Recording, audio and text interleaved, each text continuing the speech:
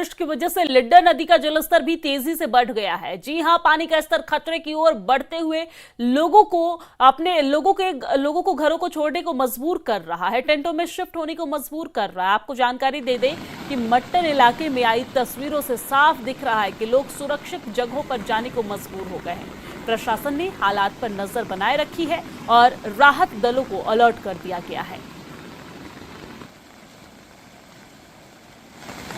तो ये आप देख रहे हैं, लोग अपने घरों को छोड़कर दूसरी जगह पर शिफ्ट होने को मजबूर हो गए हैं क्योंकि लोगों के घरों में पानी घुस गया है और यहाँ पर खतरे की जद के ऊपर नदी का जलस्तर पहुंच गया है, जिसकी वजह से लोगों में डर है, खौफ है और प्रशासन ने पहले ही अलर्ट जारी कर दिया।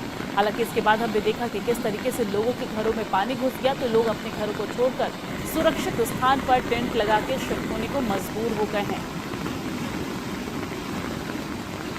जम्मू कश्मीर में मूसलाधार बारिश ने कोहराम मचा रखा है, जिसकी वजह से जलस्तर भी बढ़ गया है।